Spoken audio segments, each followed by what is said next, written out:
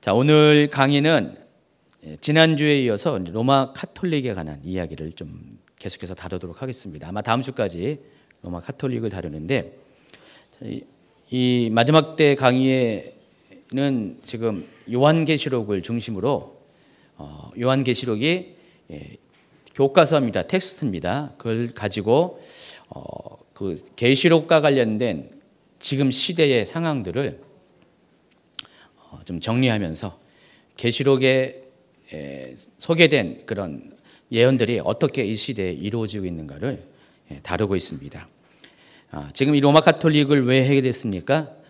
계시록 17장에 나와 있는 큰 음녀의 이야기를, 그 주제를 다루면서 로마 카톨릭을 하고 있습니다. 로마 카톨릭 이야기하기 전에 WCC에 관한 이야기를 다뤘습니다. 여러분, 그 큰 음녀의 정체가 뭐라고 그랬습니까? 물론 계시록은 특별히 이 삽입장의 경우는 많은 경우가 상징으로 우리가 이해해야 되는데, 그 상징이 의미하는 바가 계시록은 아예 분명히 계시록 17장에는 그 상징이 의미하는 바가 뭔가를 아주 정확하게 이야기해줬다고 그랬죠. 계시록은 어떤 마지막 때의 시나리오, 연대기적으로 진행되는 그런 어떤 사건의 기록과 더불어서 중간중간에 그 사건을 더 보충하고 더 확대돼서 설명하기 위해서 삽입장들을 많이 뒀다고 그랬습니다. 그래서 연대기적인 그런 파트는 문자적으로 보통 우리가 해석을 해야 되고, 또 삽입장의 경우는 상징으로 해석해야지 우리가 요한계시록 해석에 오류가 적을 것이라고 말씀드렸습니다. 계시록 17장은 그 마지막 7 대접 재앙, 특별히 그 중에서 6번째 재앙 이후에 일어나는 어떤 사건을 확대경을 가지고 그때 구체적으로 어떤 일이 일어나는가를 소개하는데 그 중에 한 부분입니다. 그때 큰 음녀에 의한 미혹과 배도가 있어지게 되는데, 그 큰 음녀는 종교 통합 세력을 말한다고 얘기했고요. 이 종교 통합 세력은 세계 단일 정부, 적그리스도의 정부를 섬기기 위해서 사람들로 하여금 경제와 정치와 사회 문화, 그리고 마지막으로 종교의 단계에서 사람들을 하나가 되게 해서 모든 사람들의 마음과 모든 사람들의 그런 신앙을 적그리스도를 향하게 하는 그런 역할을 하는 것이 큰 음녀의 정체라고 그랬습니다. 그래서 큰 음녀에 해당하는 가장 영순위 후보가 현재까지는 로마 카톨릭일 수밖에 없다고 말씀을 드렸습니다. 왜냐하면 역사적으로도 그렇고 지금 현 시점도 그렇고요. 전 세계에 정말로 가장 영향력 있는 종교는 이슬람도 아닙니다. 기독교도 아닙니다. 불교도 아닙니다.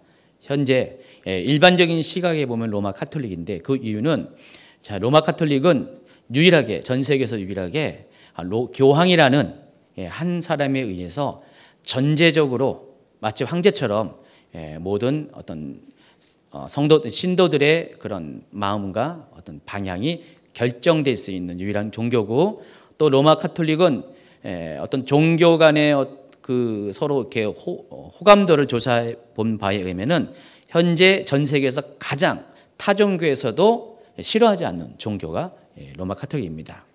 그만큼 로마 카톨릭은 굉장히 영향력 있는 종교입니다. 이렇게 얘기하면 여러분 로마 카톨릭이 굉장히 좋은 것 같죠. 근데 로마 카톨릭이 그런 평가를 받을 수 있게 된 이유는 나름대로 로마 카톨릭이 추구하는 목표가 있기 때문에 그럴 수밖에 없고요. 결과적으로는 다른 타종교와의 마찰을 피하면서 타종교와 모든 사람들을 품을 수 있는 그런 어떤 유연성을 로마 카톨릭이 갖고 있다는 것입니다. 유연성이라는 것이 참 좋은 의미인 것 같지만 아닙니다. 신앙은, 특별히 기독교 신앙은 유연성을 갖고 있으면은 결국은 배도하게 됩니다. 신앙을 떠날 수밖에 없기 때문에 기독교 신학은 원하든 원치 않든 간에 사람들이 말하는 그 근본주의 신학으로 가야 될 수밖에 없습니다. 오직 예수님 외에는 구원이 없다는 그 명확한 복음이 아니고서는 모든 것이 타협되고 모든 것이 세상과 동화가 되기 때문에 절대 그럴 수가 없는데, 로마 카톨릭은 이 부분에 있어서 세상 사람들이 좋아하는 가장 합리적인 종교로 자신들을 만들어갔습니다. 그러기 위해서는 기독교의 본질, 기독교의 근본적인 가치, 정치성을 다 내려놓을 수밖에 없는데 로마 카톨릭의 현실이 지금 그렇다는 것이고 그 역사가 꽤 오래되었다고 말씀드렸죠. 로마 카톨릭이 AD 313년에 기독교가 공인된 이후 또 381년에 기독교가 로마의 국교가 된 이후부터는 로마 카톨릭은 점점 세속주의적인 종교가 되었고요. 로마 제국 안에 있는 모든 열방과 민족의 모든 종교들을 다 흡수 통합시켜가지고 말 그대로 혼합 종교가 되어버렸기 때문에 로마 카톨릭은 껍데기만 기독교이지 실은 지금 기독교가 아닙니다. 로마 카톨릭에서 말하는 우리가 큰 집, 우리 개신교는 작은 집, 절대 그렇지가 않다는 것입니다. 출발은 그렇게 같이 출발한 건 맞는데 그 뿌리에서 나온 건 맞는데 로마 카톨릭은 이미 기독교의 정체성을 다 잃어버렸어요. 그냥 껍데기만 기독교의 무늬만 갖고 있을 뿐이지 로마 카톨릭 안에는 모든 세상의 이방 종교, 우상 종교의 요소들이 다 의식과 신앙 체계 가운데 들어갔기 때문에 더 이상 기독교라고 말할 수가 없다는 것입니다.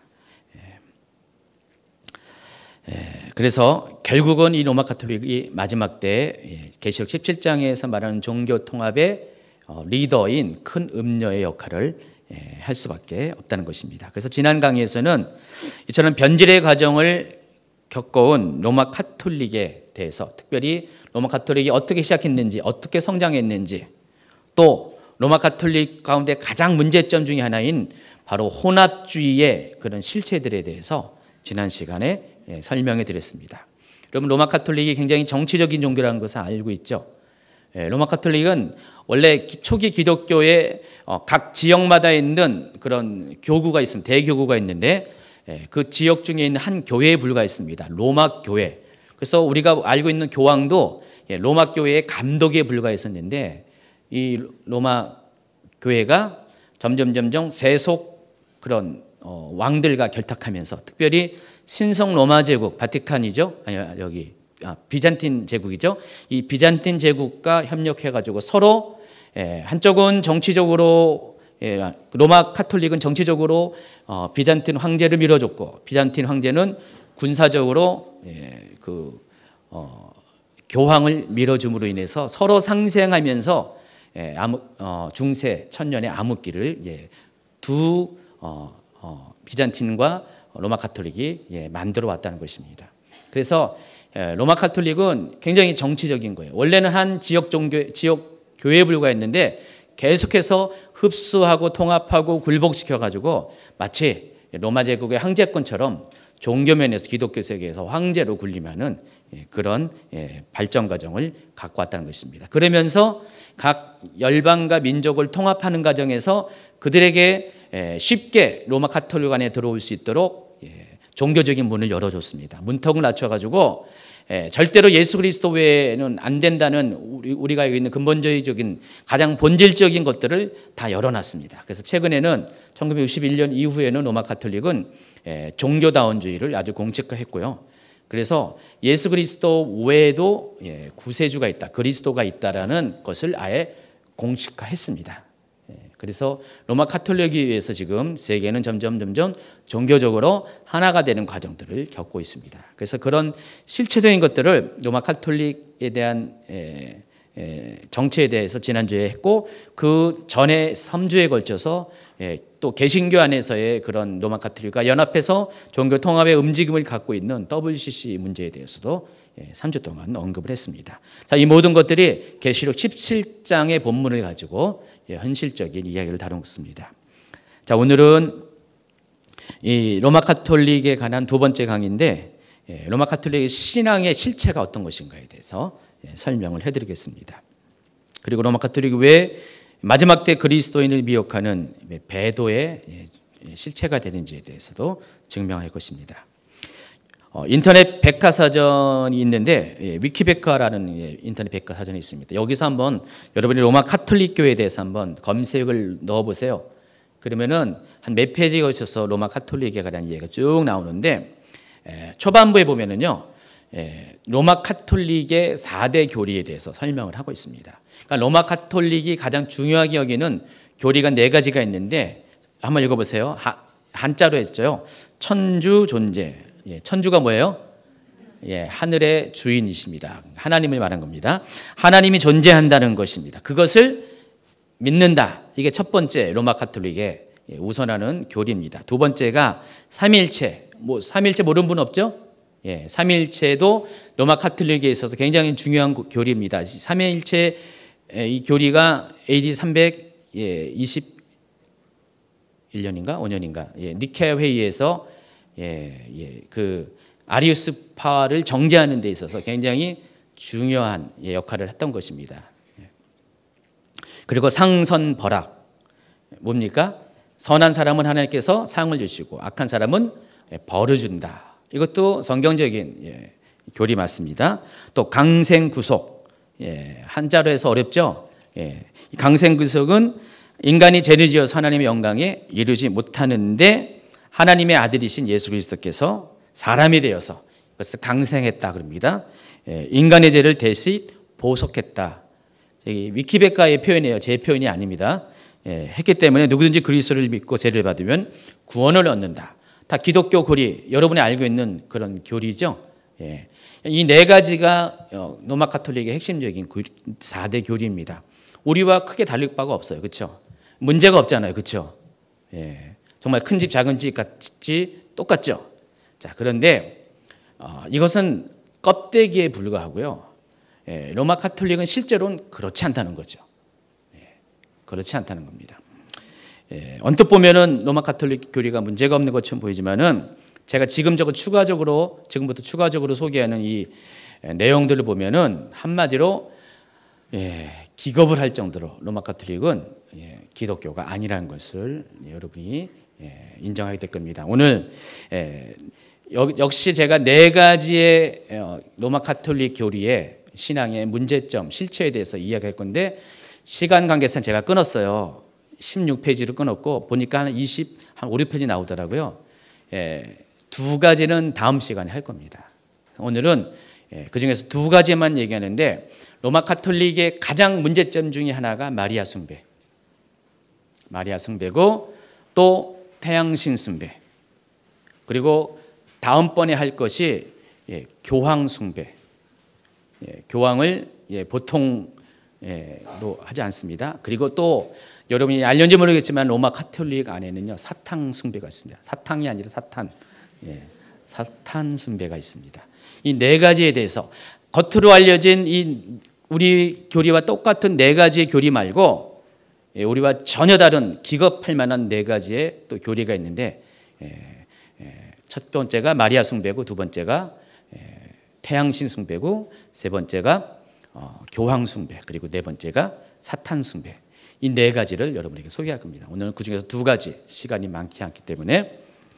자, 여러분, 이 로마 카톨릭은 예수님만이 유일한 구원이시라는 것, 예수님만이 유일한 그리스도라는 것들을 일찌감치 포기했어요. 물론 1961년 바티칸에서 발표한 그 교리에 의해서 이렇게 공식적으로 종교다원주의를 인정을 했지만은 이미 바티칸은 그 이전부터 훨씬 이전부터 예수 그리스도만이 유일한 구원이라는 것, 구원의 길이라는 것들을 이미 내려놨다는 것입니다. 그래서 예수 그리스도 외에도 하나님께로 나아갈 수 있는 길이 있음을 먼저 열어놨습니다. 그 중에 하나가 바로 마리아나 성자들과 같은 인간 중보자들을 통해서 우리는 하나님께로 나아갈 수 있다. 이렇게 가르치고 있습니다. 언제부터 그것이 시작됐냐면은 431년에 에베소 공의회 때부터 시작합니다. 그 초기에 321년이죠. 니케아 325년 잠깐 헷갈리는데 321년 하면 325년입니다. 이 니케아 공의회가 첫 번째 공의회고요. 그 이후에 몇십 년에 한 번씩 때로는 뭐 몇백 년을 터울을 가지고 계속해서 공의회가 열렸습니다. 모든 카톨릭 교회의 감독이나 리더십들이 모여서 회의를 하는 것입니다. 세 번째 회의가 431년에 에베소 공의회인데 어디서 열렸냐면은 제가 지난번에 그 에베소를 갔었어요. 작년에 에베소를 갔더니 거기 보니까 에베소에는 요한 기념교회가 있고요. 또 마리아 기념교회가 있습니다. 요한이 어디서 죽었는지 아십니까? 에베소에서 죽었습니다. 그래서 이 에베소에 보면 요한 기념교회가 있는데 그 기념교회 안에는 요한의 사도 요한의 무덤이 있습니다. 무덤이 실제로 있습니다. 근데 거기서 멀리 떨어지지 아니하는 그 에베소 교회 유적이 아니라 원래 에베소 도시 유적의 약간 변두리 쪽에 마리아 교회가 있습니다. 마리아 기념교회가 있는데 그곳에서 에베소 공의회가 431년에 열렸습니다. 저희도 거기 갔었어요. 교회가 그렇게 크지 않습니다. 한 이 정도 사이즈보다 더 작은 것 같아요. 거기서 아마 몇십 명이 모여서 100명 안쪽에 모여서 모르겠어요. 사이즈 보면 그렇게 크지 않아요. 거기서 이제 모여서 저희도 거기서 에베소 공의회가 열렸던 곳이라서 앉아서 한번 좀 이렇게 역사적인 장소를 한번 체험한 적이 있습니다. 바로 그곳에서 431년에 에베소 공의회가 열렸는데 바로 그때 마리아를 가리켜서 신의 어머니, 여기서 신은 누굴 말하는 거죠? 예수님을 말하는 거죠. 그러니까 삼위일체를 믿으니까 예수님도 신이잖아요. 하나님이잖아요. 그래서 마리아를 논리적으로 보면 하나님의 어머니가 되는 거죠. 그래서 신의 어머니 또는 하늘의 어머니로 공식적으로 부르기 시작했습니다. 소위 마리아 숭배 사상이 이때부터 시작을 했다는 것입니다. 자, 가톨릭 교회에 관한 이와 관련된 위키백과의 소개를 한번 같이 듣도록 하겠습니다. 파란색 글씨입니다. 시작. 가톨릭 교회는 예수의 어머니 마리아를 공경하는 특징이 두드러지는데 성령의 힘으로 그녀가 처녀의 몸으로 예수를 잉태했다고 가르칩니다. 그녀와 관련된 가톨릭 교회의 주요 교리는 다음과 같이 정리할 수 있습니다. 그녀를 간택한 하느님의 특은으로 그녀가 잉태되는 순간부터 원죄가 감면되었으며 삼위일체에 따라 참 하느님이신 예수님의 어머니며 평생을 처녀로 살았고 사망한 다음에는 하느님에 의해 들어 올림을 받았다는 것입니다. 이게 인터넷 백과사전 위키백과에 나와 있는 마리아에 관한 가톨릭 교리입니다. 여기 네 가지 빨간색으로 표시된 것이 있죠. 첫 번째, 원죄 없는 잉태. 마리아는 원죄 없이 잉태되었다고 했습니다. 여러분 알고 있는 원죄 없이 잉태된 분은 누굽니까? 예수님밖에 없는데 이 마리아를 자꾸만 이렇게 높이다 보니까 결국은 마리아조차도 원죄 없이 잉태했다는 교리까지 만들었습니다. 자세히 보세요. 뭐라고 했습니까? 원죄 없이 잉태되신 성모. 그게 우리 주임절교회에 딱 있잖아요. 세계를 향한 주임절교회 그런 식으로 이 천호동 교회의 그 타이틀에 성당들은 보면은 이렇게 이름들이 이렇게 조금씩 이렇게 타이틀이 좀 다 다르더라고요. 무슨 성당 무슨 성당. 근데 여기는 이런 타이틀을 붙인 거예요. 원죄 없이 잉태된 성모. 마리아가 죄 없이 잉태되었다고 가르칩니다. 또 삼위일체 교리에 따라서 예수님이 하나님이니까 마리아도 하나님의 어머니가 된다. 아주 비약적인 논리를 말도 안 되는 논리를 가지고 설명을 하고요. 마리아가 평생을 처녀로 살았대요. 믿습니까 여러분? 예수님의 육신적인 동생이 5명이나 있습니다. 그 중에 사도도 있잖아요. 근데 마리아의 그 육신의 동생은 과연 누가 낳습니까? 성경에 뻔히 나와 있는데 마리아를 자꾸만 높이다 보니까 이런 식으로 엉뚱한 허구적인 비성경적인 주장을 하게 됩니다. 이것으로 끝난 게 아니라 마리아 또한 승천했대요. 예수님처럼. 자, 이쯤 되면은 마리아 수준이 어떻게 됩니까? 완전히 예수님이잖아요. 또 예수님은 더하죠. 예수님의 어머니니까.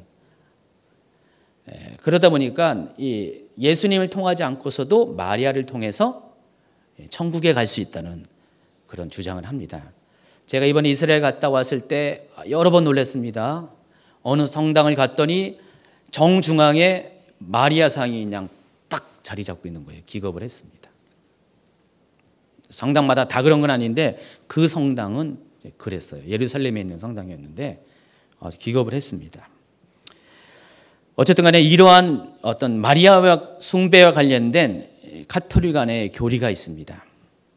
그 중에서 먼저 성모 무연십태, 한자로 하니까 굉장히 어렵죠. 아까 설명했던 것처럼 마리아는 처음부터 원죄 없이 잉태되었다. 이것이 성모 무염시태라고 합니다. 자, 보세요. 1854년 교황 피우스 9세가 이런 어떤 선언을 했는데, 마리아는 탄생 때부터 원죄도 없고 해산의 고통도 없었다. 마리아는 뭐예요? 신이니까, 신의 어머니니까, 죄도 없으니까. 그러나 성경은 분명히 말합니다. 로마서 3장 23절, 모든 사람이 죄를 범하였음에 하나님의 영광에 이르지 못하더니. 로마서 5장 12절, 그러므로 한 사람으로 말미암아 죄가 세상에 들어오고 죄로 말미암아 사망이 들어왔나니 이와 같이 모든 사람이 죄를 지었으므로 사망이 모든 사람에게 이르렀다 그랬습니다. 여기서 모든 사람은 예수님을 제외한 이 세상의 모든 사람을 말하는 것입니다. 마리아도 여기에 해당하고 뒤에 나오는 교황도 이 모든 사람에 속합니다. 완전히 이것은 성경과 전혀 상관없는 아주 얼토당토한 이야기를 한 것입니다. 또 하나가 성모 몽소승천, 이름도 굉장히 어렵습니다. 이건 1950년에 자 보시면은 100년도 안 된 역사죠. 이 100년도 안 된 역사 가운데 로마 가톨릭이 엄청 이 혼합주의는 이미 오래된 거고 엄청 이 마리아 숭배 신앙이 더 체계화됐다는 것, 조직화됐다는 것을, 교리화됐다는 것을 알 수가 있습니다. 1950년 교황 피우스 12세는 마리아는 죽음 직후 육신 그대로 승천했다라고 선언을 했습니다. 여러분, 로마 가톨릭의 법이 누군지 아시죠? 성경이 아니에요. 교황이에요. 성경은 세 번째입니다. 신앙의 기준이 있잖아요. 우리 개신교는 뭐예요? 신앙의 기준이 무조건 성경이잖아요. 여러분, 체험도 중요한 게 아닙니다. 성경과 체험이 맞지 않으면 체험은 버려야 돼요. 그래서 우리가 예언과 분별학교에서 뭐랍니까? 이 예언이 성경의 내용과 일치되지 않으면, 반한 내용이면 아무리 그럴싸한 내용이라도 이 예언은 잘못된 거예요. 그렇죠? 그래서 성경이 모든 것의 기준이에요. 우리가 영적인 것들을 해석하는 모든 기준이 다 성경이라는 것입니다. 제가 어제 기능부음학교에서 이야기했듯이 꿈과 환상, 그런 하나님이 계시를 주시는데 이 계시를 해석하는 기준도 성경이라고 얘기했잖아요. 개인적인 체험이 아니라고 했습니다. 근데 이 로마 가톨릭은요, 교황이 말하면 그때부터 그것이 신학이 되는 것입니다. 교리가 되는 것입니다. 뒤에 설명했지만 교황은 이 땅의 하나님의 대리자이기 때문에 그래요. 그러니까 우리가 쓰여진 성경을 통해서 하나님은 말씀하셨잖아요. 근데 로마 가톨릭의 기준에 의하면은 하나님은 교황을 통해서 지금 계속 얘기하는 거예요. 계속 교황에 의해서 성경이 쓰여지는 것입니다. 그래서 성경보다 교황이 위에 있어요. 그러니까 교황이 말하면은 성경과 아무리 그것이 반대가 된다 할지라도 성경의 기준은 3순위이기 때문에 아무런 의미가 없어요. 교황이 법이에요. 교황의 다음 시간에 다 그 설명을 할 거예요. 교황의 말이 어떻게 법인지를 다 설명할 겁니다. 그러다 보니까 교황이 말하니까 어떻게 돼요? 이것은 성경보다 더 권위가 있어서 가톨릭의 교리가 됩니다. 아까 4가지의 가톨릭의 4대 교리는 성경에서 얘기한 거죠. 근데 이거는 성경의 얘기가 아니잖아요. 반성경적이잖아요. 그리고 반역사적이에요. 허구라요, 허구. 마리아가 승천 안 했습니다. 근데 허구를 이야기해도 교황이 얘기했기 때문에 이것은 자중한 그때부터 진실이 되는 거예요. 진리가 되는 거예요. 그리고 가톨릭 교인들은 그걸 믿어요. 그러니까 이제 루터나 종교 개혁자들이 아무리 봐도 이거는 그 이후에 나온 교리지만은 가톨릭의 다른 교리들을 보면서 이건 말도 안 되는 건데 가톨릭에서 그렇게 가르치고 있으니까 어떻게 돼요? 이건 아니다 해서 종교 개혁을 일으킨 것입니다. 오늘날도 로마 가톨릭 안에 종교 개혁이 일어나야 돼요. 이건 잘못됐다고 누군가가 말하고 성경으로 돌아가야 되는데 이미 그럴 수는 없어요. 이미 그들이 갈 길을 많이 왔고 또 그들은 아까 제가 얘기한 것처럼 정말 이 마지막 배도를 이끌 수 있는 그런 어떤 나름대로의 사명이 있죠. 안 좋은 사명을 감당하기 때문에 더 이상 돌아갈 수 있는 그런 상황은 아닌 것 같아요. 그래서 가톨릭은 아마도 계속해서 이 폭주를 더 계속할 겁니다. 계속해서 그 길로 갈 거예요. 계속해서 반성경적이고 허구적인 길, 배도의 길로 로마 가톨릭은 계속해서 달려갈 겁니다. 그래서 어느 정도 시게 되면은 우리 개신교는 전혀 어떤 교집합을 만들 수 없는 그런 쪽으로 가게 될 겁니다. 이미 많이 이렇게 왔습니다.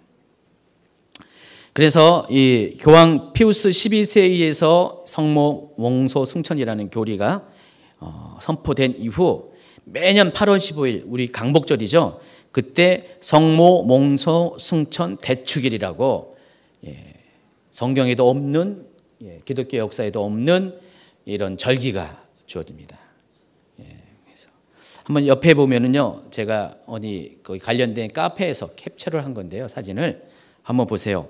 성모 숭천 대축일, 예수님께서 성심을 열어 성혈을 쏟아주신 8주년 기념 기도회 소식하면서 보세요. 찬미 예수님, 찬미 성모님 하면서 성모님의 영광스러운 몽소 숭천 대축일이자 예수님께서 성심을 열어 아낌없이 성혈을 쏟아주신 기념일인 8월 15일 기도회 소식을 전해드립니다. 표현이 이렇게 합니다. 그래서 완전히 보시면은 그 마리아의 머리에 뭘 썼습니까? 왕관을 씌웠습니다.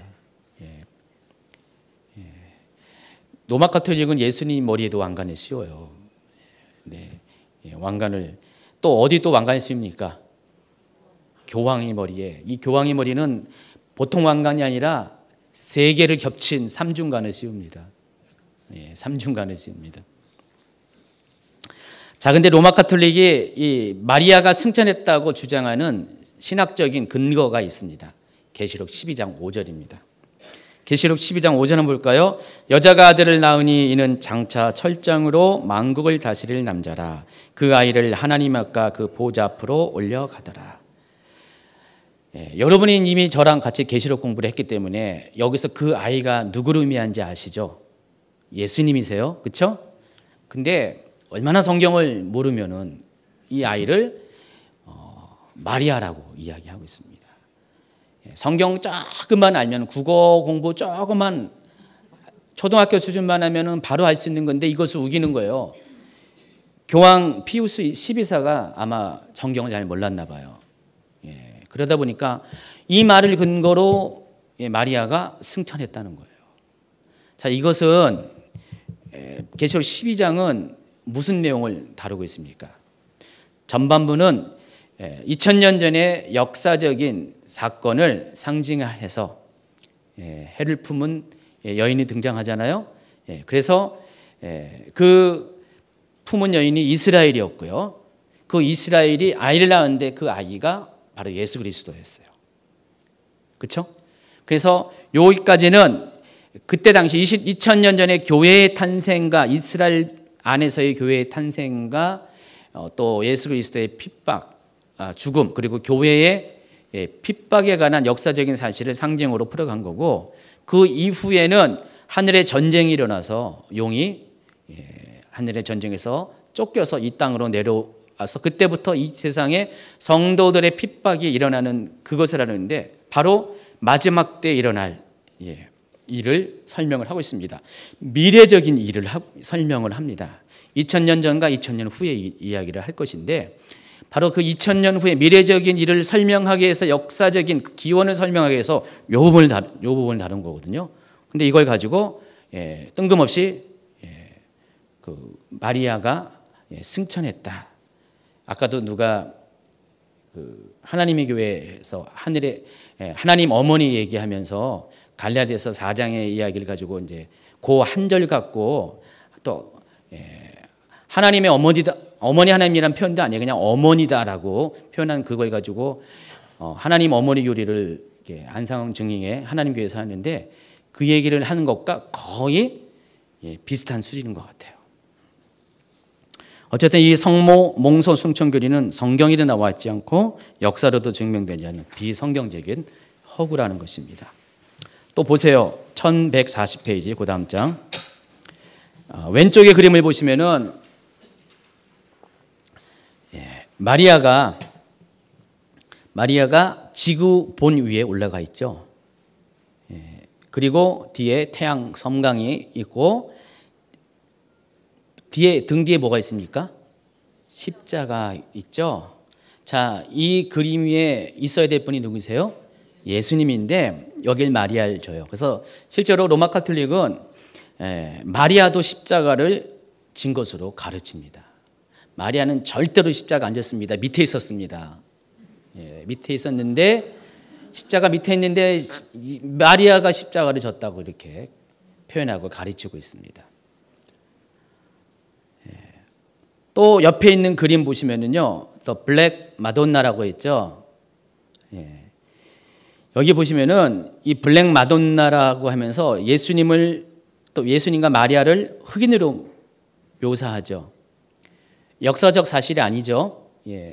자, 그런데 이것도 문제지만은 이것은 그냥 그렇다고 치고 더 중요한 것이 마리아를 가리켜서 마돈나라고 부르는데 이 마돈나의 뜻이 뭐냐면은 이탈리아로 라틴어로 바벨론의 여왕이라는 뜻입니다. 마돈나가. 여러분 우리 팝가수 마돈나가 바벨론의 여왕이라는 뜻이에요. 마돈나라는 이름이 안 좋은 이름입니다. 여기서 이 바벨론의 여왕은 어떤 의미냐면은 고대 바벨론, 바로 창세기 10장에 나와 있는 또 11장에 나와 있는 그 고대 바벨론 절대군주인 니무롯의 아내 세미라미스를 가리키는 말입니다. 요거를 좀 이따 아주 자세하게 설명을 할 겁니다. 고대 바벨론 종교의 핵심은 두 가지인데 태양 숭배하고 하늘 여신 숭배입니다. 그 하늘 여신이 세미라미스예요. 그 세미라미스를 바벨론의 여왕이라고 부르는데 고대 바벨론의 여왕인데 나중에 신 바벨론 말하는 게 아니라 유다를 멸망시킨 그 신 바벨론이 아니라 그보다도 훨씬 몇천 년 전에 고대 바벨론을 말합니다. 창세기 10장, 11장에 남아 있는 고대 바벨론을 말하는 것인데 이 바벨론의 여왕인 세미라미스, 니무롯의 아내고 담무스의 엄마입니다. 이 세미라미스를 고대 바벨론의 여왕이라고 불렀습니다. 근데 그것을 이탈리아어로 마돈나라고 부른다는 것입니다. 근데 마리아를 뭐라고 불렀어요? 마돈나, 블랙 마돈나라고 불렀습니다. 자, 그래서 이것들을 설명해서 제가 또 성경과 역사적인 이야기들을 좀 설명을 해드리겠습니다. 성경에는요, 이스라엘 민족 안에 태양신을 숭배하고 하늘 여신을 숭배하는 그런 기록들이 나와 있습니다. 먼저 에스겔 8장을 한번 보세요. 8장 12절 같이 읽도록 하겠습니다. 또 내게 이르시되 인자야 이스라엘 족속의 장로들이 각각 그 우상의 방한 어두운 가운데서 행하는 것을 내가 보았느냐. 그들이 이르기를 여호와께서 우리를 보지 아니하시며 여호와께서 이 땅을 버리셨다 하느니라. 또 내게 이르시되 너는 다시 그들이 행하는 바 다른 큰 가증한 일을 보리라 하시더라. 14절을 보시면요, 그가 또 나를 데리고 여호와의 전으로 들어가는 북문에 이르시기로 보니 거기에 여인들이 앉아 단무스를 위하여 애곡하더라. 그렇게 나와 있죠. 좀 이따 계속 읽겠습니다. 여기서 13절에 보면은 다른 큰 가증한 일에 대해서 하나님께서 에스겔을 통해서 경고를 하시는데 그 가증한 일이 직접적으로 의미한 것이 단무스를 위해서 애곡하는 일입니다. 14절에 나와 있습니다.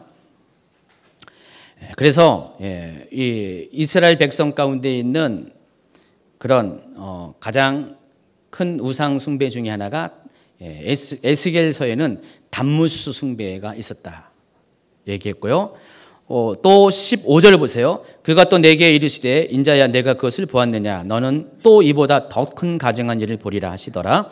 그가 또 나를 데리고 여호와의 성전 안뜰에 들어가시니라. 보라 여호와의 성전 뭇 곧 현관과 제단 사이에서 약 25명이 여호와의 성전을 등지고 낯을 동쪽으로 향하여 동쪽 태양에게 예배하더라 그랬죠. 이 동쪽 태양이 여러분 해가 어디에 뜨죠? 동쪽에 뜨죠. 우리가 단순하게 그렇게 생각할 게 아니라 여기서 동쪽을 말하는 것은 고대 바벨론, 거길 말한 것입니다. 바로 고대 바벨론 종교가 있었던 그것을 향하여 지금 예배를 하고 있다는 것입니다. 그런데 이 동쪽 태양이라는 태양에게 예배한다는 것은 직접적으로 태양신 숭배를 말하는 것입니다. 그래서 단무수 숭배, 이 태양신 숭배는 가나안 땅에서는 어떻게 그 가나안의 옷을 입고서 이렇게 행해졌냐면은 바로 바알 숭배로 이어집니다. 여러분 바알은요 고대 바벨론 종교의 태양신 숭배가 가나안 땅에서 토착화시켜 가지고 거기에 맞는 옷을 입은 것이 바알 숭배예요. 그리고 또 보면은 아스타롯 숭배가 나오죠. 뒤에 보면은 그 아스타롯 숭배는 세미라미스 하늘 여신 숭배가 가나안 땅에서 여기 아스타롯으로 옷이 바뀌진 것입니다. 이름이 바뀐 겁니다. 모양이 바뀐 겁니다. 그래서 현존하는 모든 태양신 숭배와 여신 숭배의 기원은 다 고대 바벨론에 있습니다. 그 고대 바벨론에 있는 태양신 숭배와 여신 숭배가 이집트로 갔고 이집트에서 그리스로 갔고 로마로 갔고 그게 세계 각지에 퍼져서 오늘날의 모든 대륙 가운데 이 동일하게 태양신과 하늘 여신 숭배의 흔적들이 다 남아 있다는 것입니다. 자, 이번에는 예레미야가 하늘 여신 숭배에 대해서 고발을 합니다. 예레미야 7장 17, 18절 시작. 너는 그들이 유다 성읍들과 예루살렘 거리에서 행하는 일을 보지 못하느냐. 자식들은 나무를 줍고 아버지들은 불을 피우며 부녀들은 가루를 반죽하여 하늘의 여왕을 위하여 과자를 만들며 그들이 또 다른 신들에게 전제를 부음으로 나의 노를 일으키느니라. 또 44장 17절. 우리 입에서 낸 모든 말을 반드시 실행하여 우리가 본래 하던 것 곧 우리와 우리 선조와 우리 왕들과 우리 고관들이 유다 성읍들과 예루살렘 거리에서 하던 대로 하늘의 여왕에게 분향하고 그 앞에 전제를 드리라. 이거는 이스라엘 백성들이 하는 말입니다. 그때에는 우리가 먹을 것이 풍부하며 복을 받고 재난을 당하지 아니하였더니 우리가 하늘의 여왕에게 분향하고 그 앞에 전제 드리던 것을 패한 후부터 모든 것이 궁핍하고 칼과 기근의 멸망을 당하였느니라. 자, 이 말을 이스라엘 백성들이 이렇게 하고 있다고 예레미야가 고발을 하고 있는 것인데 이스라엘 백성들에게 있어서 이 하늘 여신 숭배, 하늘 여왕 숭배가 굉장했었어요. 바알 숭배와 더불어서 이 아스타롯 숭배가 대단했는데 그들이 스스로가 생각했다는 거예요. 우리가 아스타롯을 숭배할 때는 우리가 먹을 것이 풍조했고 굉장히 복을 받은 삶을 살았는데 어느 날 이 아스타롯 숭배를 끊었더니 하늘 여왕 숭배를 끊었더니 우리가 이 모양 이 꼴이다. 그렇게 말을 하고 있다는 것입니다. 아스타롯 숭배자들이. 이것이 이제 예레미야 시대 때 이스라엘 백성의 현실이고 하나님께서 이것을 보다 보지 못해서 심판하기 위해서 이스라엘 백성을 바벨론의 느부갓네살에 의해서 포로가 되게 했다는 것입니다. 여기서 말하는 이 하늘의 여왕이 세미라미스를 가리킵니다. 그래서 가나안 땅에서는 단무스가 바알의 이름으로 옷을 갈아입었고요. 그리고 세미라미스는 아스다롯으로 옷을 갈아입었다는 것입니다. 사사기 2장 13절 그들이 여호와를 버리고 바알과 아스다롯을 섬겼다 그랬죠. 이 바알이 바로 단무스고요. 또 아스다롯이 세미라미스입니다. 그래서 이 바알은 태양신이에요. 그래서 바알의 그런 모습을 보면은 번개 같은 망치를 들고 서 있습니다. 여러분 그 영화 보면 할리우드 영화 보면은 이 망치 들고 있는 무슨 영화로 했던 것 같은데 자주 그것도 나와 있죠. 제우스도 다 저기예요. 실은 그런 겁니다. 그래서 이 가나안 땅에서는요 바알과 아스다롯이 번번이 하나님 신앙, 여호와 신앙과 대립하면서 이스라엘 백성들이 타락할 때 반드시 이스라엘 백성이 가는 곳이 바알과 아스다롯, 아세라 신전으로 가게 됩니다. 그럴 수밖에 없는 이유가 이 바알과 아스다롯은 농경사에 있어서 농경을 주관하는 신이기 때문에 그래요. 바알은 태양신이에요. 태양신이고 이 날씨를 주관하는 신입니다.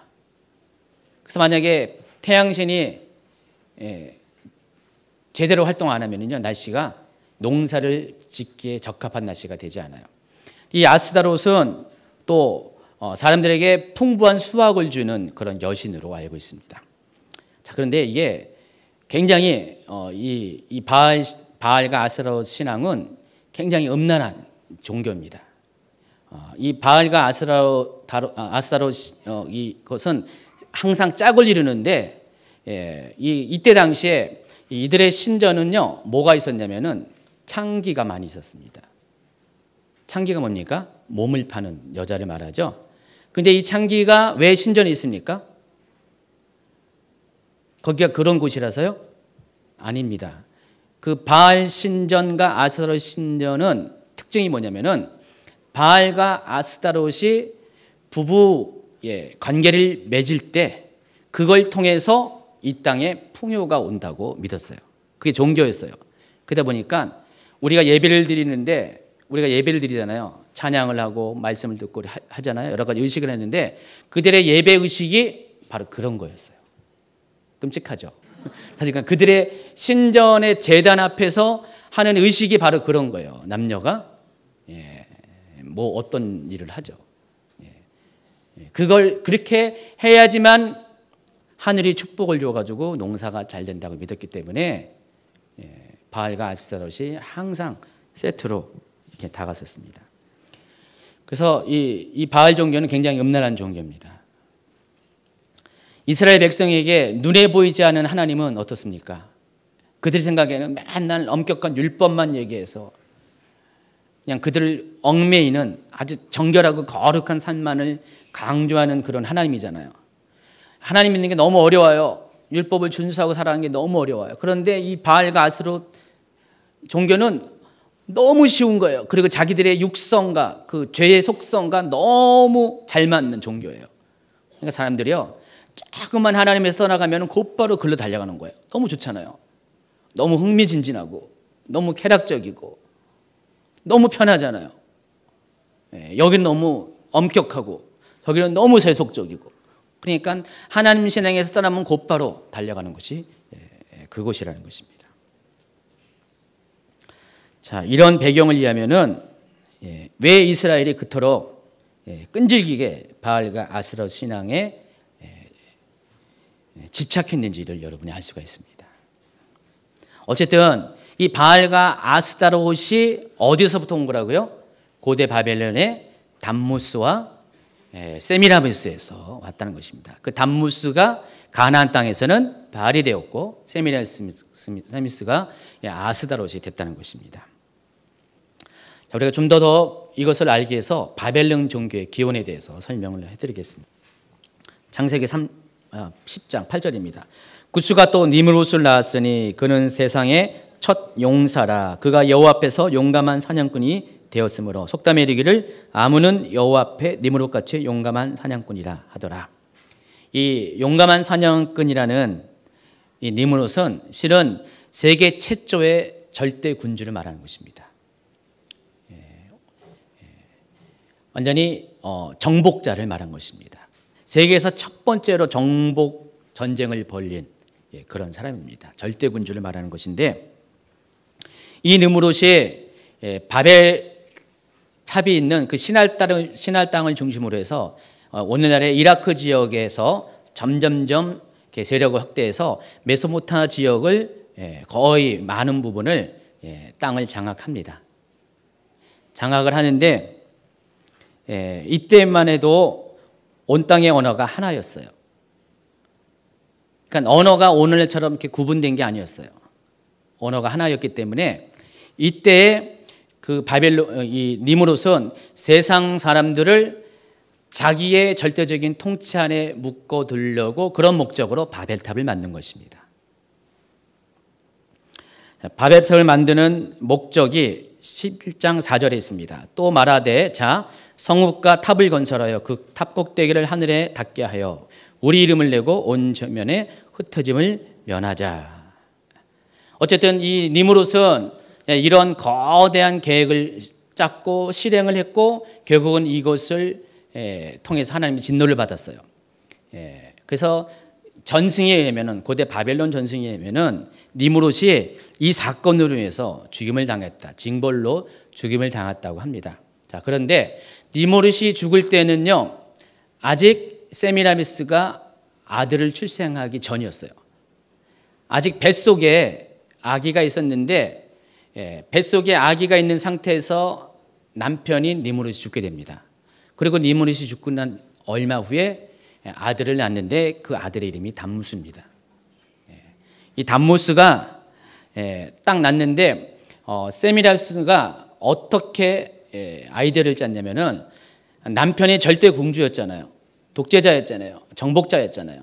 그래서 이 세미라미스는 남편이 구축한 이 절대 권력을 유지하기 위해서 자신이 여왕이 되기로 결정을 합니다. 그러면서 니므롯이 워낙에 백성들 사이에 어떤 절대 권력자로서의 어떤 명성이 있다 보니까 자신이 낳은 이 니므롯과 사이에 낳은 담무스를 뭐라고 했냐면은 니므롯의 화신. 니므롯이 죽었지만은 다시 아들로 태어났다 해가지고 화신이라 해놓고 웃긴 일을 합니다. 자기 아들과 결혼을 합니다. 담무스와 결혼을 합니다. 아들이자 남편이 되죠. 그러면서 이 세미라미스가 니므롯을 가리켜서 태양신, 자기는 달신, 그리고 또 담무스는 태양신이 다시 태어난 거잖아요. 태양신의 화신, 현현 이런 식으로 설명하면서 그때부터 고대 바벨론 종교가 시작된 거예요. 그래서 당시만 해도 태양이 굉장히 사람들 편에서는 가장 강력한 힘을 갖고 있는 거기 때문에 가장 두려워하는 거기 때문에 그때부터 태양신을 섬기는데 그 니므롯이 바로 태양신이라는 것이에요. 그리고 담무스가 태양신의 화신이기 때문에 결국 태양신이라는 것입니다. 자기는 바로 그 옆에 있는 달을 주관하는 달신이다 해가지고 태양신과 이 달신의 그 숭배가 그때 시작하는 거예요. 여러분 아브라함이 우르에서 바벨론 지역의 우르에서 도망을 나오잖아요. 그때 아브라함이 왜 도망했는지 아십니까? 전승에 의하면 성경에 나와 있는 게 아니라 전승에 의하면은 아브라함의 아버지가 누굽니까? 데라입니까? 데라가 달신을 섬기고 있었대요. 근데 이 아브라함이 어쨌든 간에 하나님을 알게 됐나 봐요. 그러니까 그 밤중에 달신의 그 제단을 회파시켰습니다. 그러니까 사람들이 아침에 일어나니까 난리가 날 거 아니에요. 그러니까 할 수 없이 도망을 간 게 하란으로 도망간 거예요. 아버지도 같이 있으면은 같이 당하니까 식구들이 전부 다 일가 친척이 전부 다 하란으로 도망을 간 거예요. 데라조차도. 그만큼 달신이 유행했습니다. 여러분 이슬람 알라가 무슨 신인지 아시죠? 왜 그 이슬람 그 깃발에 초생달이 들어간지 아시죠? 바로 알라는 그 아랍의 한 작은 부족신인데 그게 바로 달신이에요. 사람들이 그것을 알렸는지 모르겠습니다. 그래서 이 달신은 굉장히 오래된 태양신과 달신은 굉장히 인류사에 있어서 종교사에서 오래된 숭배의 대상이라는 것입니다. 오래 가면 갈수록 고대로 가면 갈수록 강력한 자연 앞에 사람들은 굴복하고 그것을 숭배할 수밖에 없기 때문에 그때 당시에 가장 강력한 신이 태양신이었어요. 그 다음이 달신이었습니다.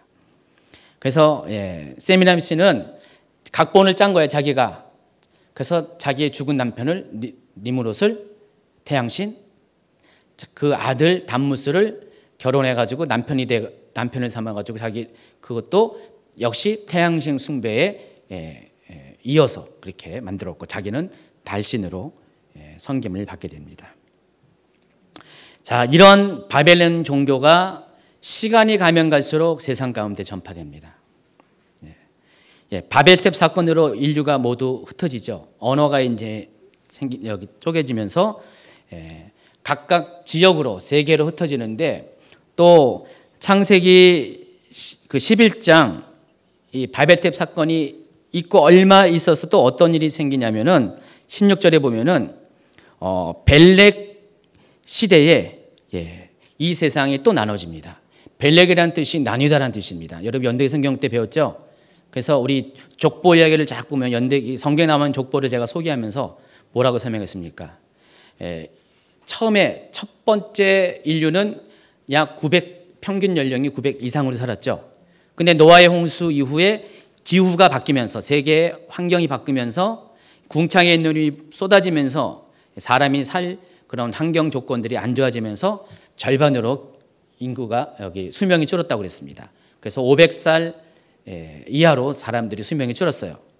그리고 이 벨렉 시대에 보면은 또 인구가 반으로, 사람의 수명이 반으로 줍니다. 근데 그 이유가 제가 뭐라고 설명했습니까? 이때 세상이 나뉘었기 때문에. 바로 대륙이 나눠졌어요. 5대양 6대주로 이때. 그랬기 때문에 물론 일반 과학계에서는 이 시기를 아주 그냥 수십만 년 전, 수백만 년 전 이야기하죠. 근데 그거는 과학적인 오류고요. 진실은 그렇게 이 세상에 나눠진 게 그렇게 오래되지 않았습니다. 기껏해야 한 5천 년 그 전 안쪽이라는 것입니다. 어쨌든 이때에 그 벨렉 시대 때 대륙이 나눠집니다. 그러면서 언어가 나눠지면서 민족이 나눠지죠. 그리고 또 나라가 지역이 나눠지면서 어떻게 돼요? 원래는 바벨론에서 있었던 이 태양신 숭배, 그리고 이 하늘 여신 숭배, 이 두 가지의 바벨론 종교가 각 대륙으로 흩어지게 됩니다. 그래서 오늘날 모든 대륙에 태양 숭배가 반드시 있어요. 그리고 하늘 여신 숭배가 반드시 있습니다. 여러분, 노아의 홍수의 기록이 모든 대륙에 다 있는 거 아세요? 그러니까 이미 이 땅이 나눠지기 전에 사람들은 노아의 홍수에 대해 다 알았어요. 구전으로 알고 있었어요. 얼마 전에 이런 홍수 사건이 있었대 라고 하면서 이야기했는데, 그 홍수 사건의 것들이 인종이 나눠지면서 또 대륙이 나눠지면서 언어가 나눠지면서 세계 곳곳으로 흩어질 때 그 모든 기록들, 전승들이 다 각 민족으로 흩어지게 돼가지고 모든 5대양 6대주의 그 노아의 홍수에 대한 전승들이 다 있다는 겁니다. 각각의 민족의 어떤 형편에 맞게끔 약간의 각색이 되었지 다 있어요.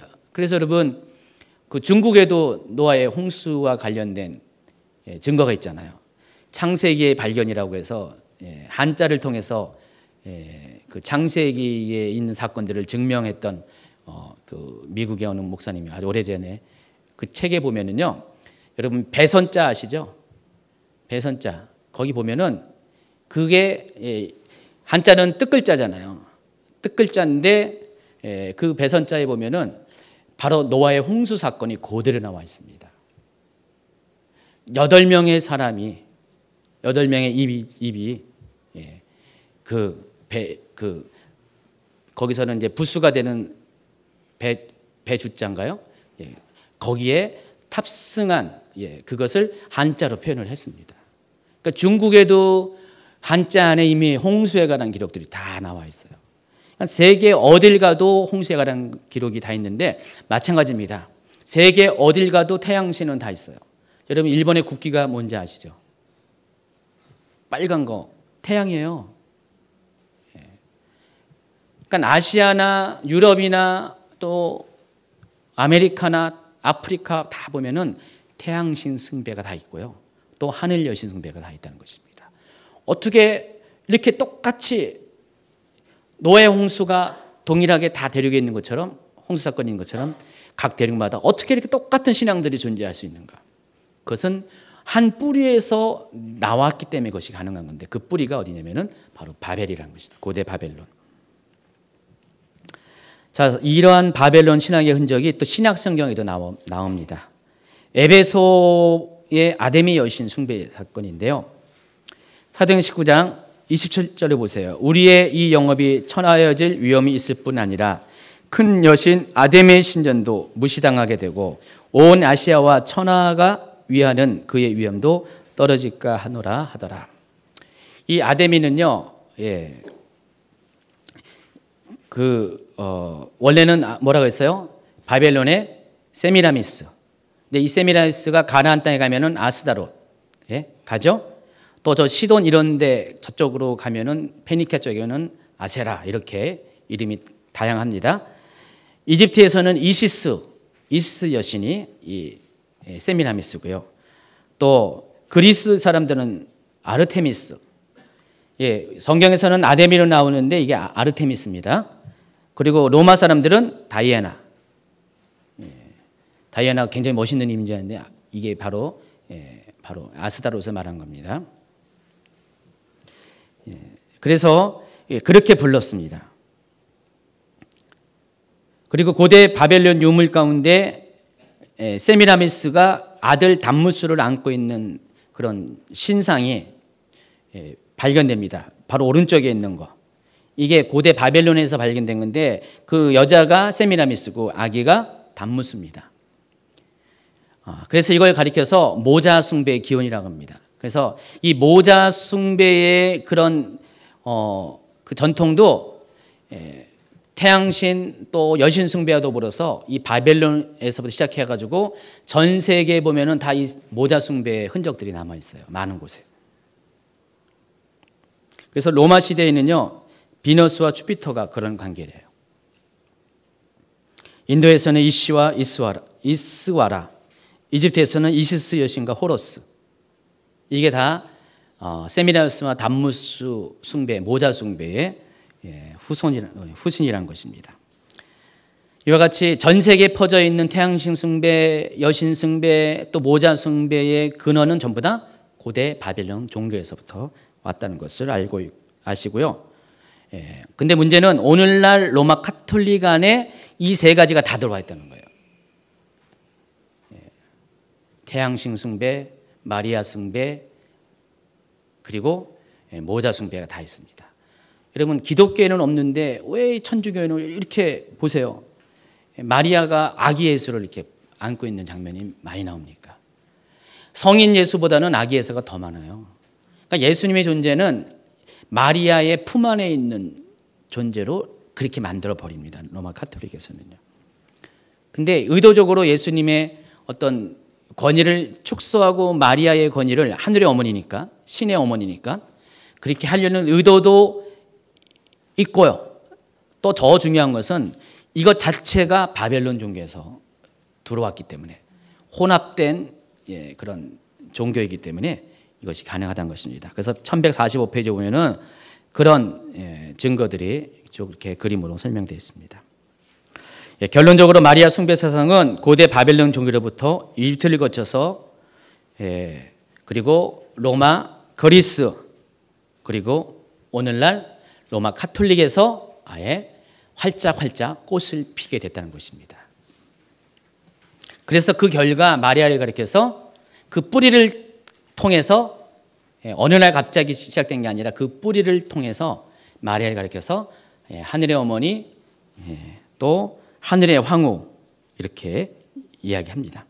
실제적으로 로마 카톨릭에서 가르치는 공식적인 교리서에서 마리아론이라고 따로 있어요. 신학이 성령론, 기독론, 뭐 교회론, 종말론 이런 것처럼 마리아에 관한 신학이 따로 있습니다. 거기에 이렇게 나옵니다. 마리아는 하나님의 어머니시고 교회의 어머니시며 하늘의 황후로서 공경받아야 한다. 그 다음 장 넘깁니다. 1146페이지. 또 하나의 그림이 있습니다.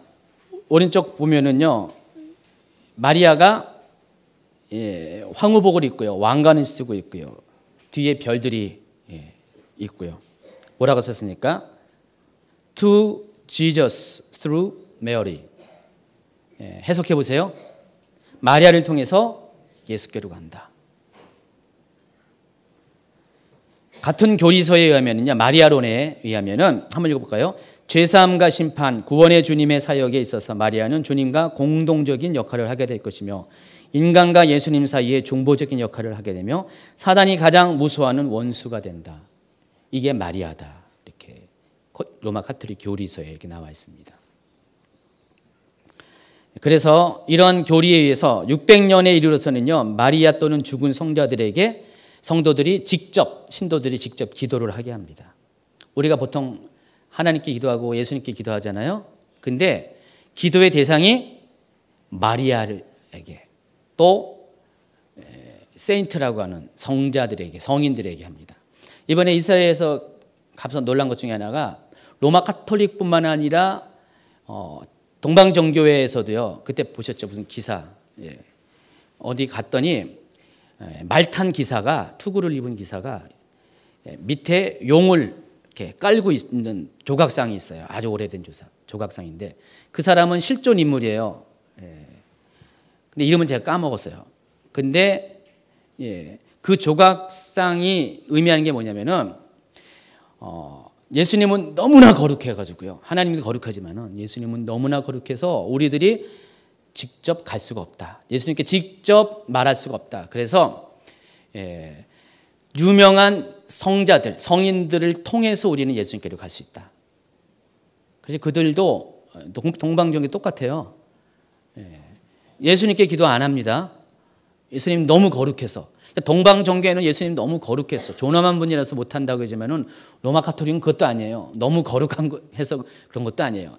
마리아를 높이기 위해서 기독론을 깎아내리기 위해서 의도된 교리인데, 그래서 더 이상 예수님이 필요 없고 마리아나 성자들을 통해서, 성인들을 통해서 우리는 하나님과 대화할 수 있다, 기도할 수 있다, 그렇게 가르칩니다. 그래서 예수님의 역할이 없어졌어요.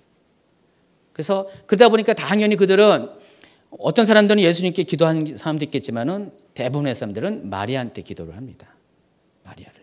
그래서 마리아를 통해서 예수님께로 가기 때문에, 그러니까 예수님한테 잘 보이려고 마리아한테 잘 보인다, 그런 뜻으로 그들은 신앙생활을 하고 있다는 것입니다. 또 이것이 점점 발전돼 가지고 1215년에는요 라테란 공의회에서는요 하나님 대신에 사제에게 죄를 고하는 고해성사가 이때부터 시작됩니다. 이게 점점 이렇게 이런 과정을 통해서 오늘날의 고해성사 제도까지 이렇게 생겨난 겁니다. 죄는 누구한테만 고백합니까? 하나님한테만. 그렇죠? 근데 죄를 누구한테요? 사람의 사제한테. 그럼 사제가 죄를 사해줄 권세까지, 특별히 교황은 그 권세를 받게 됐습니다. 나중에 교황 숭배 보면은 교황은 죄까지 사해주는 권세가 있어요. 이게 다 이런 과정을 통해서 로마 가톨릭이 변모해 왔다는 것입니다. 하늘 여신 숭배와 더불어서 고대 바벨론 종교의 또 하나의 유산은 태양신 숭배입니다. 그러니까 태양신 숭배, 하늘 여신 숭배, 모자 숭배 공통점이 있습니다. 다 바벨론 종교에서 시작됐고 전 세계 모든 대륙에서 공통적으로 발견되는 거. 그리고 또 하나 공통점이 뭔지 아십니까? 로마 가톨릭 안에 다 있다는 거. 이렇게 보면은요, 로마 가톨릭은 수없이 많은 각종 종교들을 혼합했지만은 그 중에서 가장 카피 많이 한 게 고대 바벨론 종교예요. 고대 바벨론 종교를 그대로 갖고 왔어요. 로마 가톨릭은요.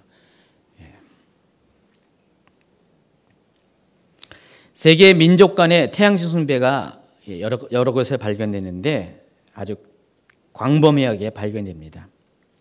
이집트가 태양신 숭배를 열심히 하는 거 아시죠?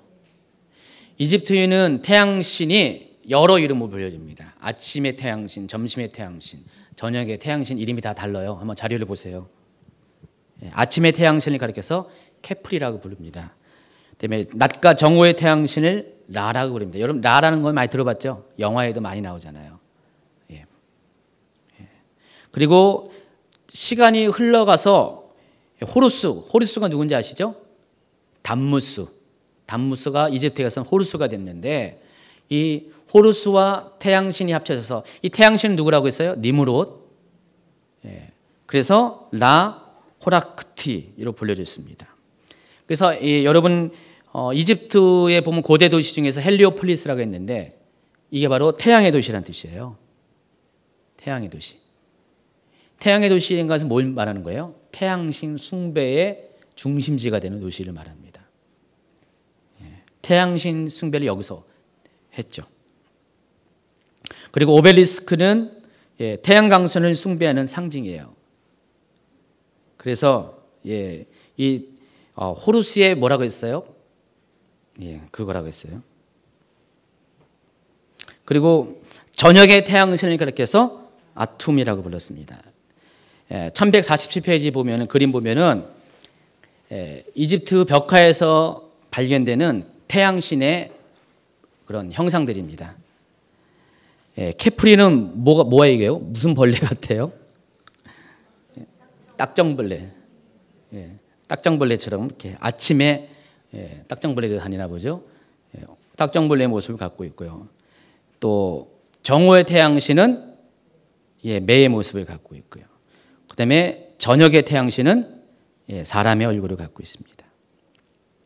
어쨌든 간에 이집트는요 태양신을 엄청나게 숭배를 했습니다. 자, 그럴 수밖에 없는 게 태양의 존재는 굉장히 중요했어요. 이집트에게. 특별히 농경 사회에서 태양이 주는 영향력은 대단했기 때문에 태양을 정말 그들은 신으로 숭배할 수밖에 없고, 그런 와중에 고대 바벨론 종교가 이집트 넘어가서 이렇게 다양한 모습의 태양신을 만들어냈다는 것입니다. 그리스 신화에도 태양신 숭배가 있습니다. 여러분 로마 신화의 아폴로가 원래는 그리스 신화에서는 아폴론입니다. 또 그리스 신화에는 헬리오스라는 태양신 이름이 있습니다. 여러분 겔트족 아시죠? 이 겔트족이 고대 이제 영국 민족이 겔트족에서 온 건데, 이 겔트족 신화에도 태양신이 나옵니다. 또 메소포타미아에도 태양신 숭배가 아주 광범위하게 나오고요. 조로아스터 태양신 이름이 미트라입니다. 이 미트라 숭배자가 누군지 아시죠? 지난 시간에 배웠는데 콘티탄스누스입니다. 콘티탄스누스 황제가 태양신 숭배자였어요. 그래서 전쟁이 앞서서 312년에 전쟁이 앞서서 이 콘티탄스누스가 자기의 신에게 기도하러 갔다가 결국 태양신에서 기도하러 갔다가 꿈인지 환상인지 뭘 발견했다고요? 경험했다고요? 어떤 체험을 했는데 불 붙는 십자가. 그래서 그 기독교를 그때부터 태양신 안에서 흡수해가지고요. 다시 말해서 예수님을 태양신의 화신으로 여긴 거예요. 그러니까 이 콘스탄티누스의 신앙은 우리가 알고 있는 순수한 기독교 신앙이 아니에요. 태양신 신앙을 기독교의 옷으로 갈아입은 것뿐입니다. 그래서 좌우지간 콘스탄티누스 이후에 기독교가 공인이 되고, 당연히 기독교 안에 그 태양신 숭배의 미트라 종교의 영향들이 그대로 기독교 안에 들어올 수밖에 없게 됐다는 겁니다. 힌두교에도 태양신이 있고요. 뉴질랜드 원주민 마오리족에도 태양신이 있고요. 일본에도 여긴 여신입니다. 잉카 문명에도, 또 한국에도 태양신 숭배가 있대요. 당군신화 하늘의 신인 환웅도 태양 숭배 사상에서 출발해서 불교적인 표현으로 정착된 것이라고 하고요. 고려시대의 설화인 연호랑과 세오뇨에도 태양 숭배의 이해가 다뤄지겠다는 겁니다. 그러니까 전 세계를 어딜 가도 이 태양 숭배가 다 이야기가 남아있다는 것입니다. 바티칸의 오벨리스크 위에는요 성강이 있고 또 십자가가 있는데, 이것이 전부 다 바티칸 로마 카톨릭 미사에 다 사용합니다. 그래서 로마 카톨릭은 십자가에 절을 하고요. 여러분 십자가에 절합니까? 안 하죠. 십자가에 절을 하고 기도하고 분향합니다. 그리고 성강 위에 십자가를 내고 성강에 태양 모양의 빵을 끼워서 거기서도 무릎 꿇고 경배합니다. 마리아한테도 경배하고요. 이 그림은요 로마 카톨릭 그 로마에 있는 바티칸에 있는 베드로 성당에 있는 문 위에 있는데 지금 베드로 성당의 문의 그 위쪽에 있는 거예요. 뭐라 그러죠, 그거를? 위에 있는 거? 뭐라고 부르는데 거기 조각을 잘 살펴보면은 뭐가 있어요? 바로 그 로마 신화의 태양신 아폴로예요. 저희 이거 그때 에베소에서 똑같은 거 봤는데 아폴로 신전이 따로 있거든요. 그거하고 똑같이 생겼어요. 거기 성당의 문 위에 이게 있습니다. 오른쪽에 있는 것도 똑같아요. 성당에 있는. 그러니까 바티칸 성당의 천장에 태양신 아폴로 모습이 조각되어 있습니다. 성당에 이런 것이 있는다는 게 좀 이해가 안 가죠. 또 밑에 그림을 보면요, 이것도 성당 내부의 사진인데 아예 건축을 할 때부터요, 이 로마 카톨릭은 마치 태양이 교회 지붕 위에 떠오른 것처럼요, 꼭대기를 그렇게 나머지는 다 이렇게 봉해 놓고요, 이 천장 쪽에 아니면 벽 상부 쪽에 태양이 들어오는 구멍을 만듭니다. 그러니까 태양이 지나가는 궤도를 따라서 만들었겠죠. 동에서 서로 지나가니까 거기에 맞춰가지고 이 구멍을 통해서 태양을 받아들이는 거예요. 그러니까 딱 보면은 건물 안에서 보면 태양이 떠 있는 거예요. 보이잖아요. 태양이 떠오르는 거잖아요. 이런 식으로 저도 이거 많이 봤어요. 이번에도 갔을 때 이런 식으로 합니다. 또 다음 장에 보면은요, 카톨릭에서 미사를 드릴 때 사제들이 사용하는 성체는 그리스도의 몸이라는 그 빵이죠. 빵도 뭐로 만들었어요? 태양을 본따서 만들었어요. 여러분, 예수님이 나눠진 빵이 이런 빵이었나요? 동그란 빵이 아니었어요. 그냥 우리 그냥 길게 된 빵을, 또 이스라엘 빵은 또 이렇게 납작하게 된 거 있죠. 그걸 그냥 우리 빈대떡처럼 생긴 걸 뜯어서 준 거예요. 이왕 정확하게 성경주의하면 그걸 만들어야 되는데 그건 안 만들고 동그랗게 태양을 본따서 이것이 그리스도의 몸입니다. 성체해가지고 혀를 내밀면은 신부가 날름하고 올려주면은 먹고, 그게 이제 미사 드릴 때 성체의식인데, 그것도 똑같이 태양의 섬광을 통해서 만들었습니다. 오벨리스크 태양 광장, 바티칸 로마 여기 베드로 성당 바로 앞에 있는 그 광장을 보세요. 가운데 오벨리스크가 있죠. 그리고 양쪽에 보면은 이 주랑들이 있는데, 자, 이것이 오른쪽 1151페이지를 한번 보세요. 보면은 뭐를 본딴 거냐면은 바로 이 쉐메시라는 고대 바벨론 종교의 태양신의 이름 중에 하나가 쉐메시인데, 여러 이름이 있어요. 근데 그 중에 하나가 쉐메시인데, 이 쉐메시의 모습을 그대로 본땄습니다. 자, 보세요.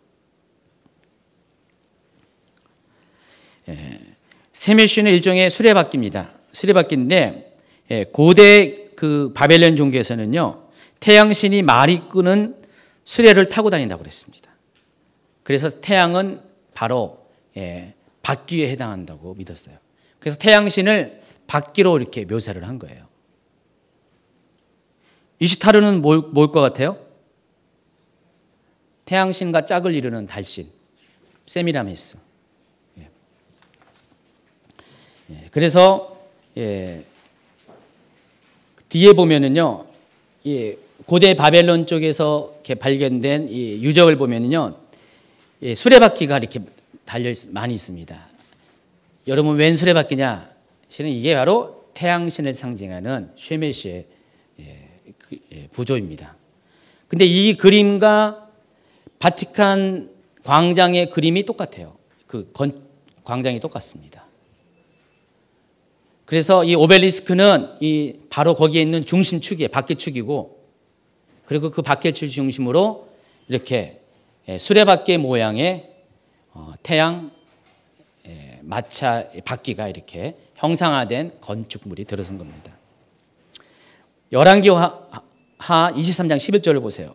또 유다 여러 왕이 태양을 위하여 드린 말들을 제하여 버렸으니 이 말들은 여호와의 성전으로 들어가는 곳에 근처 넷이 나단 멜렉의 집 곁에 있던 것이며 또 태양 수레를 불살랐다 그랬습니다. 이 열왕기하 시대가 아까 이야기했던 에스겔 또 예레미야 시대와 큰 차이가 없어요. 예레미야가 이 태양 숭배의 모습에 대해서 개탄을 했죠. 이때 당시에 이스라엘 백성이 중에는 정말로 태양 신 숭배가 아주 성행을 했고요. 바로 그걸 얘기하는 거예요. 그 넷이 나단 멜렉의 집 곁에 있는 그런 태양 수레를 불살랐다는 기록이 여기 열왕기 하에 나와 있습니다.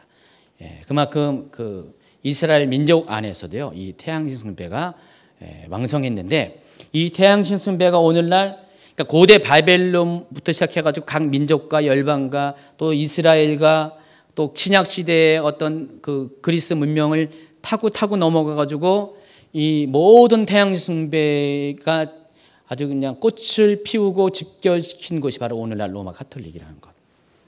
또 하늘 여신 숭배, 모자 숭배를 아주 꽃을 피운 것이 바로 로마 가톨릭이라는 것을 여러분이 아시기 바랍니다. 오늘 두 가지 얘기했어요. 로마 가톨릭 신앙의 정체에 대해서, 실체에 대해서. 자, 로마 가톨릭은 껍데기는 아까 4개의 4대 교리를 친 것처럼 기독교의 모습과 크게 차이 없어요. 그러나 실제 파고 들어가면은 로마 교황이 곧 법이니까 성경 위에 있으니까 그 로마 교황에 의해서 오랜 세월 동안 이렇게 바벨론 종교 안에 있었던 바로 이 태양 숭배나 또 여신 숭배, 모장 숭배 사상들이 안으로 들어와서 그것이 신앙화돼서 이제 완전히 뿌리를 내려가지고요. 어딜 가든지 로마 가톨릭 어딜 가든지 이 흔적들이 흔적 정도가 아니라 아예 그 로마 가톨릭 신앙의 가장 중요한 하나의 요소가 되어서 지금 로마 가톨릭을 움직이고 있다는 것을 여러분이 아시기 바랍니다. 이게 바로 로마 가톨릭입니다. 하나님께서 왜 로마 가톨릭을 두실까? 옛날 같으면은 전부 다 진노하셨고 불사르시고 징치하시고 막 그랬잖아요. 바알을 섬기는 백성들한테 징계를 내시고 바알을 왕이 바뀔 때마다 의로운 왕이 생길 때마다 하나님이 섬기는 왕이 생길 때마다 전부 다 이 바알 신앙을 전부 다 이렇게 무너뜨렸는데 왜 오늘날 로마 가톨릭이 계속 이렇게 성장하고 더 확대되고 우리 한국만 해도요. 로마 가톨릭은 그 1, 20년 사이에 2배의 성장을 했어요. 기독교는 오히려 줄고 있는데 왜 그럴까? 자, 로마 가톨릭이 잘 돼야 돼요. 마지막 때. 왜냐하면 적그리스도가 오는 길을 예비하는 데 있어서 쓰임받는 종교이기 때문에. 그리고 적그리스도가 와야지 또 재림 예수님께서 오시기 때문에 이 마지막 때의 시나리오에 있어서 로마 가톨릭의 성장은 어쩔 수 없이 하나님이 허락한 섭리 안에서 허락한 어쩔 수 없이 생길 수밖에 없는 현상이라는 것입니다. 자, 오늘 여기까지 하겠습니다.